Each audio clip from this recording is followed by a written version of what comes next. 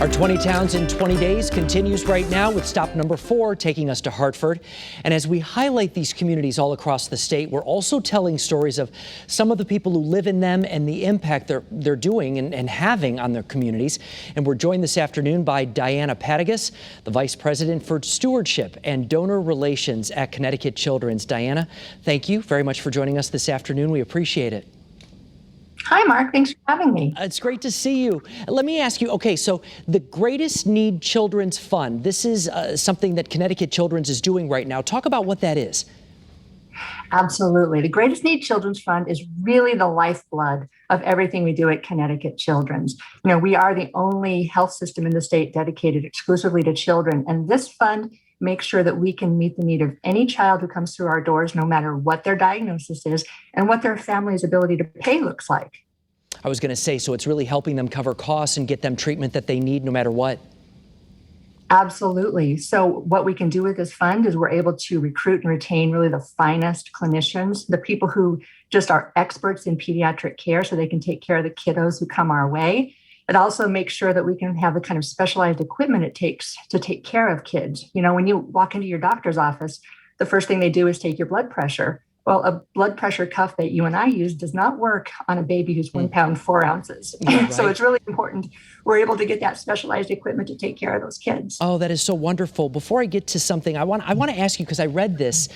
It said here that it also helps the hospital treat 40 to 50 children showing up in the ER who suffer from a mental health crisis during the pandemic.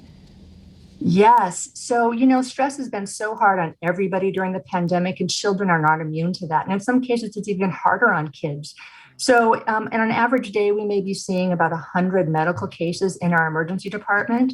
But on top of that, we're seeing between 40 and 50 kids every day who are having some kind of behavioral health or mental health crisis. And, you know, we're the place for those kids to come because, you know, we're going to just treat them with compassion and respect and help connect them and their families to the resources that they need so they can cope with everything that's going on right now. And that's absolutely wonderful work that you guys are all doing. I just love the hospital. You know, you're doing something new this summer as well, asking kids to help you raise some money.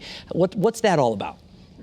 Oh, absolutely. We are having so much fun with this new thing this summer. We are having sip stands. So think of your, you know, general lemonade stand that you do on the front lawn that maybe kids can do or that families do together, maybe groups of coworkers want to do these together.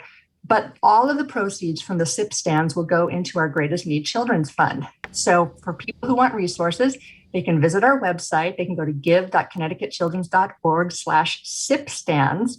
And we provide all sorts of online toolkits to get you started. And once you commit to hosting a sip stand on your front yard or wherever, sometime during the month of July, we'll send you a welcome kit and, again, provide you with all the resources you need to be super successful and help out all the kids that we're there to serve. Oh, that is so wonderful. Diana Patagas, thank you so much for joining us this afternoon. It's great to see you. And, you know, really, it's been a hard year for so many people in your profession, especially when it comes to raising money during a pandemic. But we can't thank you enough for what you've all been doing.